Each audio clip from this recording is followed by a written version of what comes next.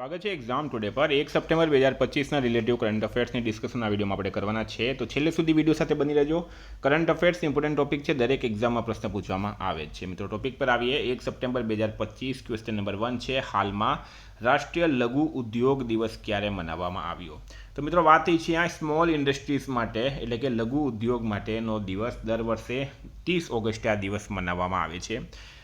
ડિટેલમાં માહિતી લઈએ તો 30 ઓગસ્ટના રોજ સમગ્ર ભારતમાં રાષ્ટ્રીય લઘુ ઉદ્યોગ દિવસ 2025 ઉજવવામાં આવ્યો. આ દિવસનો ઉદ્દેશ્ય નાના ઉદ્યોગોના યોગદાનને ઓળખવાનો રહે છે. 2 નંબર, હાલમાં ડીજીપિન. મિત્રો નામ યાદ રાખજો, એક્ઝામ ટુડેનું કરંટ અફેર્સ હંમેશા નંબર 1 હોય છે, બરાબર? તમારે પણ તૈયારી રાખવાની છે. ડીજીપિન લાગુ કરવા માટે પોસ્ટલ વિભાગે કોની સાથે ભાગીદારી કરી? તો રાઈટ આન્સર છે મિત્રો આમાં મેપ માય ઇન્ડિયા, બરાબર?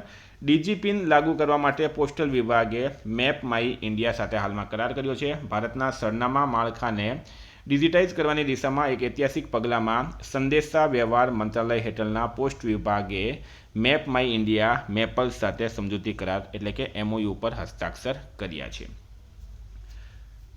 નેક્સ્ટ ક્વેશ્ચન છે, હાલમાં કયા રાજ્યના મંત્રીમંડળે મહિલાઓની નોકરીઓ માટે મહિલા રોજગાર યોજનાને મંજૂરી આપી? તો મિત્રો આપી છે બિહાર મંત્રીમંડળે, બરાબર? બિહાર મંત્રીમંડળે મહિલાઓની નોકરીઓ માટે મહિલા રોજગાર યોજનાને મંજૂરી આપી છે. મહિલા સશક્તિકરણ અને આર્થિક સમાવેશ તરફ એક પ્રગતિશીલ પગલું ભરતા મુખ્યમંત્રી નીતિશ કુમાર નેતૃત્વ હેઠળ બિહાર સરકારે મુખ્યમંત્રી મહિલા રોજગાર યોજનાને મંજૂરી આપી. આ યોજનાનો ઉદ્દેશ્ય મહિલાઓમાં સ્વરોજગારને પ્રોત્સાહન આપવાનો, તેમને નાણાકીય સહાય અને માળખાગત સુવિધાઓ પૂરી પાડવાનો છે, જેથી આજીવિકાની તકો વધારી શકાય અને રાજ્યમાંથી સ્થળાંતર ઘટાડી શકાય. મિત્રો બિહારનું કેપિટલ છે પટના, CM છે નીતિશ કુમાર, રાજ્યપાલ છે આરિફ મોહમ્મદ ખાન.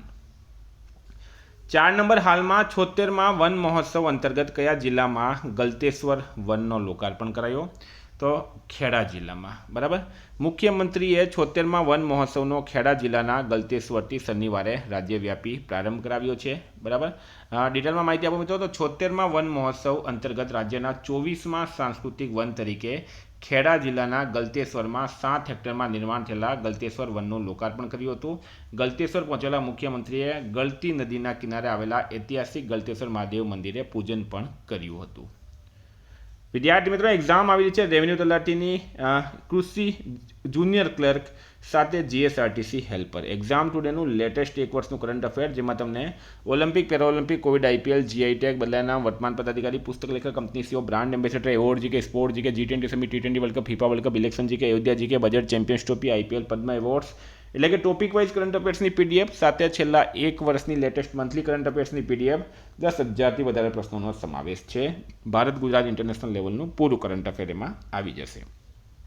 તો PDF માટે માત્ર 200 રૂપિયા, ખાલી 200 રૂપિયા 9510411961 પર ગૂગલ પે, ફોનપે, પેટીએમ કંઈ પણ કરો, સ્ક્રીનશોટ મોકલી આપો. ફ્રેન્ડ 2 મિનિટમાં PDF મળી જશે. તમામ પરીક્ષાઓમાં 100% કરંટ અફેર મારું પૂછાય છે. ભારત ગુજરાત ઇન્ટરનેશનલ લેવલનું પૂરું કરંટ અફેર એમાં આવી જશે. 5 નંબર, હાલમાં TCSએ પોતાની AI યુનિટના પ્રમુખ તરીકે કોની નિમણૂક કરી? તો અમિત કપૂર રાઈટ આન્સર છે, બરાબર? TCS એટલે કે ટાટા કન્સલ્ટન્સી સર્વિસે પોતાની આર્ટિફિશિયલ યુનિટ, બરાબર? AI યુનિટ એટલે કે આર્ટિફિશિયલ યુનિટના પ્રમુખ તરીકે અમિત કપૂરની હાલમાં નિમણૂક કરી છે.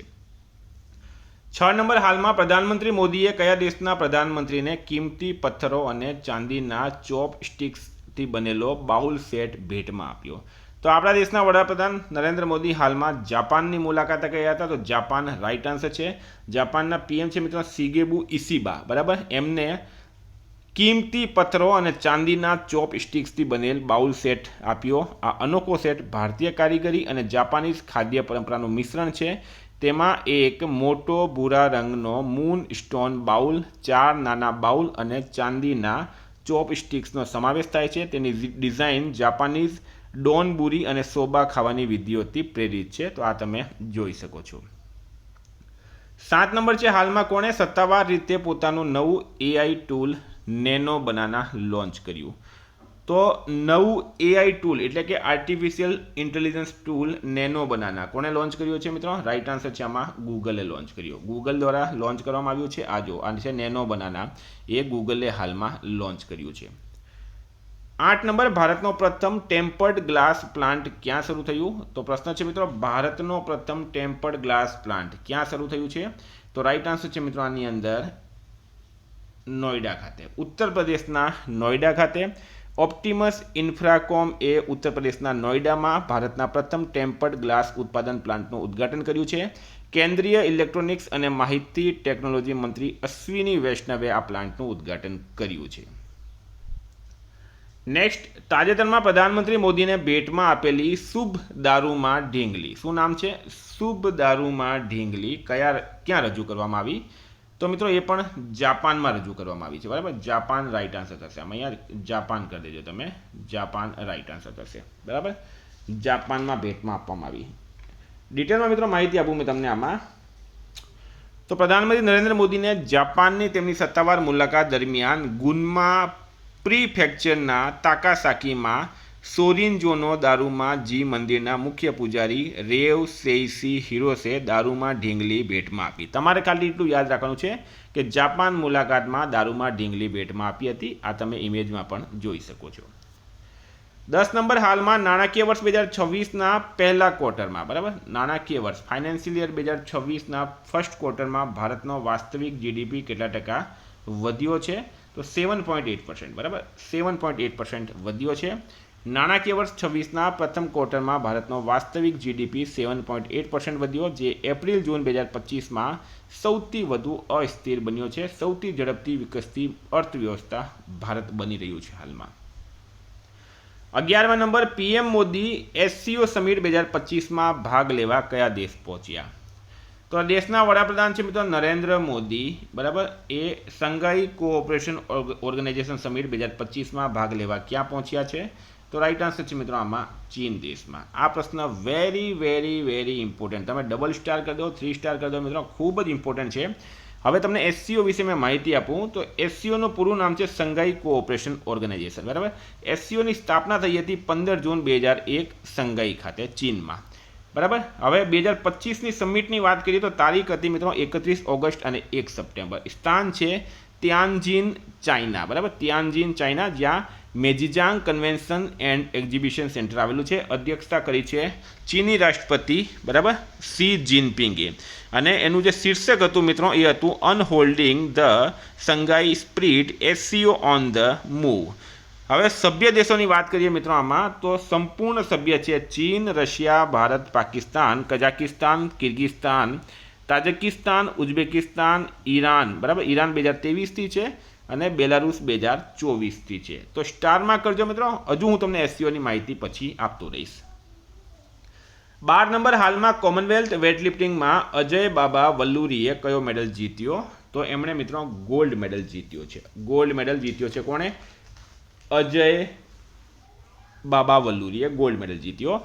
ભારતીય વેઇટલિફ્ટિંગ ફરી એકવાર આંતરરાષ્ટ્રીય મંચ પર ચમક્યું છે. અજય બાબુ વલ્લુરીએ કોમનવેલ્થ વેઇટલિફ્ટિંગ ચેમ્પિયનશિપ 2025 અમદાવાદમાં સુવર્ણ ચંદ્રક જીતીને ભારતનું ગૌરવ વધાર્યું છે. તો આ વેઇટલિફ્ટિંગ ચેમ્પિયનશિપ આપણા અમદાવાદમાં થઈ હતી, એ પણ યાદ રાખવાનું છે.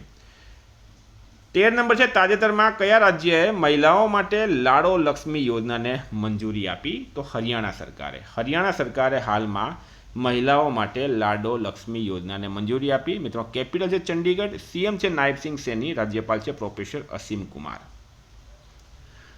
14 નંબર છે, ક્રોસ બોર્ડર પેમેન્ટ્સને પ્રોત્સાહન આપવા માટે માસ્ટરકાર્ડે તાજેતરમાં કોની સાથે ભાગીદારી કરી છે? તો ઇન્ફોસિસ રાઈટ આન્સર છે. બરાબર, ડિટેલમાં માહિતી આપું મિત્રો તો ઇન્ફોસિસે વૈશ્વિક ક્રોસ બોર્ડર પેમેન્ટ સોલ્યુશન્સને વધારવા માટે માસ્ટરકાર્ડ સાથે વ્યૂહાત્મક ભાગીદારીની જાહેરાત કરી છે. આ સહયોગ માસ્ટરકાર્ડ મૂવ મની ટ્રાન્સફર ક્ષમતાઓનો પોર્ટફોલિયોને એજવર્વ સિસ્ટમ્સનો એક ભાગ ઇન્ફોસિસ ફિનેકલ સાથે એકીકૃત કરે છે.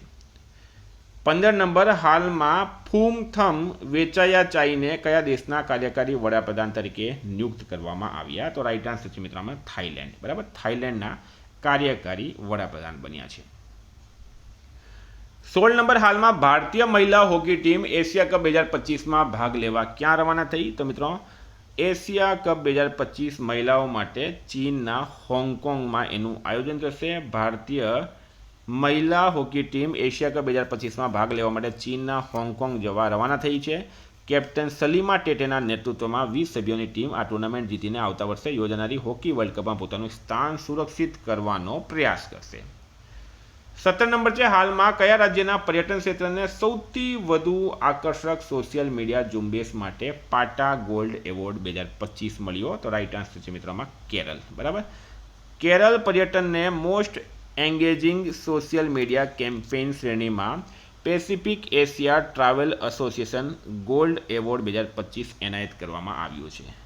તો મિત્રો આ હતા કરંટના પ્રશ્નો. ઉમ્મીદ કરું તમને વિડીયો ગમ્યો હશે, તમારા મિત્રો સાથે શેર કરો. Thank you. ફરી મળીશું. જય હિન્દ, જય ભારત.